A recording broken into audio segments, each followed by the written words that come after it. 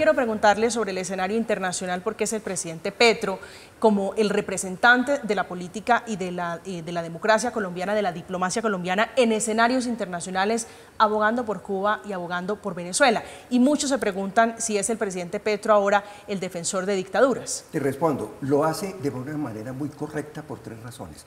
Primera razón, porque en Cuba reconocemos todo un baluarte para la paz y el tratamiento humanitario de la crisis que padece Colombia. 2, porque con Venezuela, antes que propugnar por una vía de sabotaje militar, como lo hacía el anterior gobierno, hemos restablecido las relaciones con Venezuela y Venezuela hoy es un apoyo para la paz de Colombia y hay una normalización entre los dos pueblos más hermanos, más ligados de todo el subcontinente y de las relaciones en nuestra frontera. Ahora, y en tercer lugar, hacemos parte de una ola mundial donde predicamos este gobierno actual en Colombia, como muchos gobiernos de América Latina, Asia, África y de otros continentes, por un esquema no unipolar, ni un esquema bipolar entre superpotencias, sino por un proceso multipolar que reconozca la diversidad de los regímenes políticos.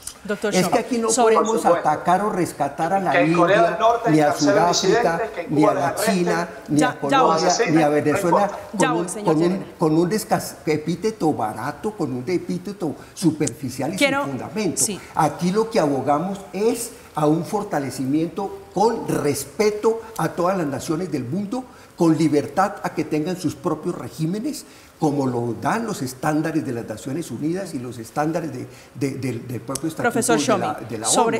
Y en ese sentido sí podemos discutir los problemas de democracia, podemos discutir los problemas de democracia social, de democracia política, y no hay no se preocupe que ya yo estoy acostumbrado. Profesor Schomi, nosotros hemos tenido pasos de democratización con la Constitución del 91. Profesor Schomi, sobre el papel del presidente Gustavo Petro en escenarios internacionales, abogando por Cuba, pero también abogando por Venezuela. Sí, a mí me parece que el presidente Petro, en lo que respecta a Venezuela, ya que comenzamos a hablar de Venezuela ahorita, ha tenido como mucha falta de rigor, ¿no? Hablar con el tema de la migración, señalando que la migración que está hoy en día en Colombia es una migración de paso. Eso no es en absoluto cierto. Hoy en día hay en Colombia casi 3 millones de venezolanos, 2.900.000. Incluso las propias instituciones del Estado colombiano han señalado que se han inscrito en el Registro Único de Migrantes Venezolanos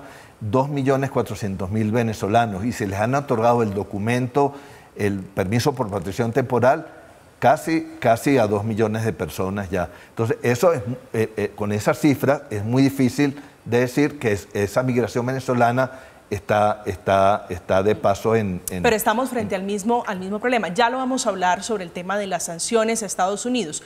¿Usted cree que el presidente Petro dice que Estados Unidos tiene que levantar las sanciones para mejorar ese tema y aliviar la situación en Venezuela y de los migrantes también?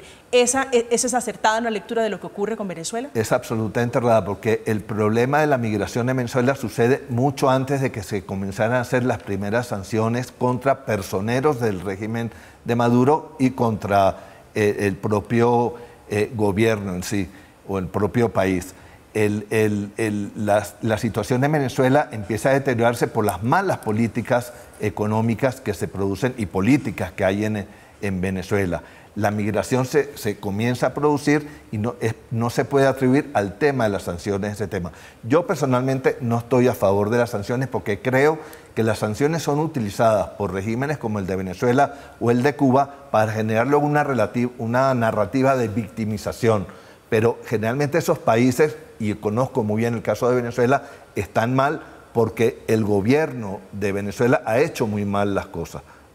No porque haya habido unas sanciones que además son posteriores a que hubiera comenzado los problemas migratorios en ese país. Señor Llerena. Mira, a mí me parece siempre curioso, ¿no?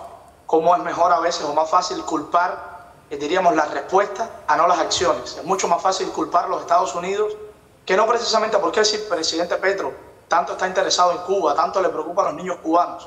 ¿Por qué no se dirige a su, entre comillas, homólogo? Bueno, que no pudiéramos hablar de homólogo, porque aunque no nos guste, el presidente Petro sí es un gobierno electo democráticamente, no así Díaz-Canel, ¿Por qué no le dice a Díaz-Canel evidentemente que abra el país de Cuba a la democracia?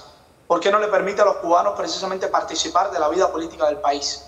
¿Por qué si el presidente Petro tan interesado está en los niños cubanos y en el pueblo cubano? ¿Por qué no le exige al régimen cubano que se reintegre, por ejemplo, al sistema interamericano, del cual no quiere regresar? ¿Por qué no le exige al régimen cubano que abra no solamente el espacio a la disidencia política, sino también a la libertad de prensa? En Cuba no existe ningún medio independiente, no existe ninguna televisión que sea independiente a las establecidas por el régimen cubano, y al único canal internacional que se ve en el país, que es Telesur. O sea, ¿por qué si tanto al presidente Petro le interesa la vida de los cubanos, por qué no se ocupa, por qué no se interesa de quien verdaderamente es el único responsable de que los cubanos hoy no solamente no tengan medicina, no solamente no tengan comida, sino tampoco no tienen libertad, ni tienen, por supuesto, derechos garantizados, ni por supuesto, participación en la vida política del país, en la vida social, en la vida económica del país? Porque precisamente es ese el único bloqueo el que realmente lo está prohibiendo, que es el régimen cubano. No es los Estados Unidos quien en este momento tiene 1.045 presos políticos en Cuba.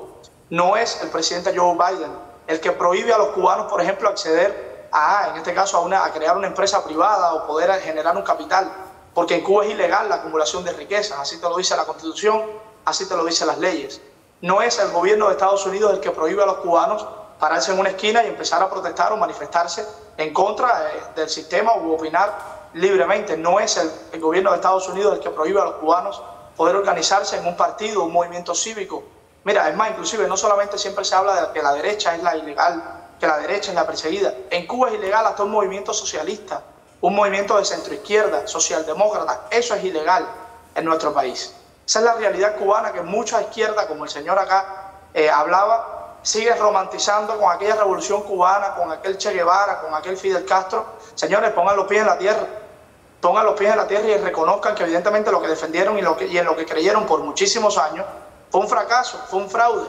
Y no es más allá que una sencillamente copia y pega de un estalinismo, con todo lo mismo que estableció Stalin. Y si él habla, y yo con esto ya concluyo, porque no me gusta extenderme tanto, me recuerda mucho a Fidel Castro y a Chávez cuando hablan mucho. Si vamos a decir que vamos a respetar, y bueno, pues vamos a aceptar cualquier tipo de régimen que existe en cualquier país, bueno, pues mañana pudiéramos tolerar que en Corea del Norte se persiga y que en Corea del Norte se fusila a disidentes, que en China se diga que es una democracia, que Vietnam se diga que es una democracia, que Pinochet fue un demócrata. Si vamos a sencillamente tolerar cualquier tipo de dictadura y decir, bueno, pues ese es el gobierno que ese país tiene, pues tenemos que respetarlo, yo creo que no. Yo creo que Colombia, que además la democracia colombiana, que si no es perfecta, yo que he visitado Colombia, he podido disfrutar de los beneficios que en mi país jamás pude hacerlo. He podido caminar, precisamente reunirme con quien quiera, sin que haya una seguridad del Estado que me esté persiguiendo, sin que haya un régimen que me esté acosando o que precisamente me esté asesinando. Porque en Cuba se ha asesinado. Por ejemplo, en el año 2021 en las manifestaciones se fusiló, se disparó contra la población indefensa. Y esas son las realidades que mucha gente, lamentablemente desde la izquierda o de esta izquierda cómplice, ciega, sorda y muda como Shakira, pues sencillamente sigue lavándole el rostro a una dictadura que es totalitaria, que es comunista y que precisamente ha cometido los peores crímenes de lesa humanidad que ha conocido este hemisferio.